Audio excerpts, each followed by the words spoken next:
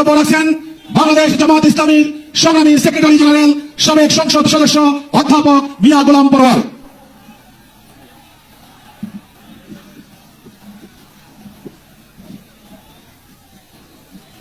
আসসালামু আলাইকুম ওয়া রাহমাতুল্লাহি ওয়া বারাকাতুহু। আলহামদুলিল্লাহি রাব্বিল আলামিন, আসসালাতু ওয়াসসালামু আলা সাইয়্যিদিল মুরসালিন ওয়া আলা আলিহি ওয়া সাহবিহি আজমাইন। ইসলামী আন্দোলন বাংলাদেশের উদ্যোগে আয়োজিত ঐতিহাসিক সোহরাওয়ার্দী উদ্যানে আজকের এই জনসমুদ্রের সংগ্রামী সভাপতি, ইসলামী আন্দোলন বাংলাদেশের সংগ্রামী আমির মুফতি সৈয়দ মোহাম্মদ রেজাউল করিম পীর সাহেব চরমনাই, মঞ্চ উপবিষ্ট জাতীয় নেতৃবৃন্দ, সাংবাদিক বন্ধুগণ, আজকের এই সোহরাওয়ার্দী উদ্যান সহ রাজধানীর ঢাকার অলিতে গলিতে উপচে পড়া জনসমুদ্রের সংগ্রামী জনতা এবং প্রিয় দেশবাসী, মহান আল্লাহ তাআলার দরবারে আপনাদের সকলকে নিয়ে আমি আরেকবার স্বস্তির সাথে মহান আল্লাহর শুকরিয়া আদায় করছি। আলহামদুলিল্লাহ। শুকরিয়া এই কারণে, বাংলাদেশের ইতিহাসে, রাজনীতির ইতিহাসে আজকের দিন এক ঐতিহাসিক দিন। কেন ঐতিহাসিক দিন? মুসলিম উম্মাহর নেতৃত্বদানকারী দেশপ্রেমিক সকল ইসলামিক দল, ব্যক্তিত্ব, স্কলারদের মধ্যে ভিন্নমত থাকা সত্ত্বেও আজকে একটি ঐতিহাসিক ঐক্যের যে পরিবেশ এবং সম্ভাবনা দেখা দিয়েছে, সৈয়দ মোহাম্মদ রেজাউল করিমের আহ্বানে আজকের ঐতিহাসিক মঞ্চে যারা বসে আছেন তারাই হচ্ছে এই ঐক্যের মহাকাণ্ডারী। সংগ্রামী ভাই আমার, আজকে নেতৃবৃন্দের উপস্থিতি এবং পীর সাহেবের সংগ্রামী ভূমিকায় তিনি আজকে নতুন ইতিহাসের স্রষ্টার ইতিহাসে তার নাম সার্থকভাবে লেখা থাকবে। সংগ্রামী দেশবাসী ভাইরা, আমি অন্তর্বর্তীকালীন সরকারের প্রধান প্রফেসর ডক্টর মোহাম্মদ ইউনূস আপনাকে বলতে চাই, আপনিও ন্যাশনাল কনসেনসাস কমিশন যেটা হয়েছে তারও আপনি চেয়ারম্যান, তার কো চেয়ারম্যান করা হয়েছে প্রফেসর ডক্টর আলী রিয়াজকে। আর নির্বাচন কমিশনের প্রধানকে আমি বলতে চাই, আজকের এই সমাবেশ থেকে, এই জনসমুদ্র থেকে এই বার্তা যদি আপনারা বুঝতে ভুল করেন, পিওর পদ্ধতি ছাড়া নির্বাচন বাংলার মানুষ গ্রহণ করবে না। আমি প্রধান উপদেষ্টা, নির্বাচন কমিশনার সকলকে বলবো, আপনি জাতির উদ্দেশ্যে নিরপেক্ষ থাকার অঙ্গীকার করেছেন। আপনার অঙ্গীকারের প্রতি আপনি সাবধান থাকবেন। আপনার কোন কোন ভূমিকায় জাতির মধ্যে কিন্তু সংশয় তৈরি হয়েছে। পরিষ্কার বলতে চাই, আপনি সোজা থাকবেন। আমরা আমাদের জন্য, কোন দলের জন্য আমরা পক্ষপাতিত্ব চাই না।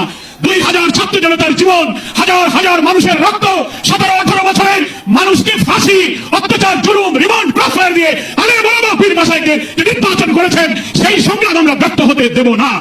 ফলে আপনাকে অবশ্যই জাতির যে দাবি উচ্চকিত হয়েছে, নির্বাচনের লেভেল প্লেইং ফিল্ড আপনাকে নিশ্চিত করতে হবে। আপনি জাতির কাছে, জাতির উদ্দেশ্যে ভাষণে একটা কথা বলবেন, being a head of the government একটা কথা বলবেন, রাষ্ট্রীয় টেলিভিশনে একটা কথা বলবেন, কোন একটা দলের কাছে আলোচনায় গিয়ে সে কথা আপনি ভুলে যাবেন, এটা নিরপেক্ষতা ভঙ্গ হয়েছে। আপনাকে বলতে চাই, আপনি সোজা থাকুন। রাজনৈতিক সংলাপে আপনি দোষ করেননি, বৈঠক করার অধিকার সবার আছে, কিন্তু আপনি এক জায়গায় কথা বলে মত পরিবর্তন করবেন কেন? আপনাকে জাতির সামনে আসতে হবে, সকল দলের সাথে বসে আপনি বলবেন যে ভাই আমাদের এই অসুবিধা, আসুন আমরা সবাই মিলে এটাই করি, আমরা রাজি আছি। কিন্তু আপনার এই ভূমিকায় প্রশ্ন তৈরি হয়েছে, আগামী 8-10 মাস পরে যদি নির্বাচন হয় আপনি সোজা থাকবেন কিনা? আপনাকে এই 8 মাসে নিরপেক্ষতার প্রমাণ আপনাকে দিতে হবে। আপনাকে নির্বাচনের আগে যে সত্য, মানবতা বিরোধী গণহত্যাকারীদের বিচার অবশ্যই দ্রুত দৃশ্যমান করতে হবে। দিল্লিতে বসে দিল্লির তাবেদার শেখ হাসিনা এই বাংলাদেশকে আবার উস্কানি দিয়ে ভারতের সেবা দেশে পরিণত করার ষড়যন্ত্র করছে। অবিলম্বে নির্বাচনের আগে এই বিচার আমরা দৃশ্যমান দেখতে চাই।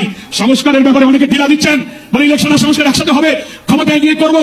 কিভাবে বুঝলেন কি ক্ষমতায় যাবে? জনগণের ভোট লাগবে, 5 তারপরে আপনি ক্ষমতায় যাবেন। আর এই ফ্যাসিবাদী আমলের রাজনৈতিক সাংবিধানিক সরকারের যে কাঠামো তৈরি হয়েছে বাংলাদেশে, এই কাঠামো তছনছ করে দিয়ে নতুন বাংলাদেশের নতুন বন্দোবস্ত এবং কাঠামোর জন্য অবশ্যই মৌলিক সংস্কার প্রয়োজন।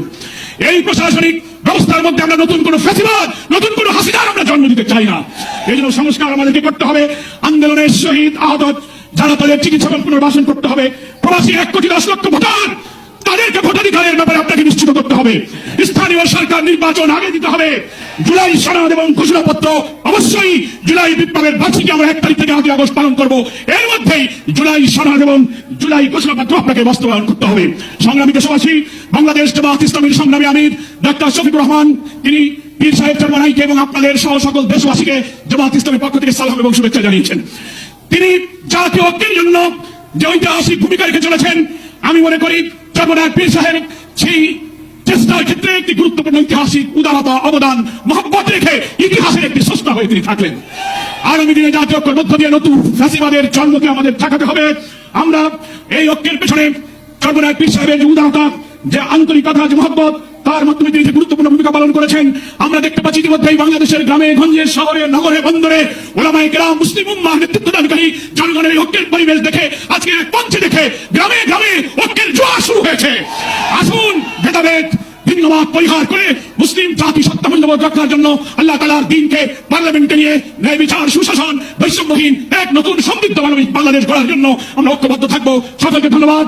বাংলাদেশ জিন্দাবাদ। ওয়া মা তৌফিক ইল্লা বিল্লাহ। আসসালামু আলাইকুম ওয়া রাহমাতুল্লাহি ওয়া বারাকাতুহু।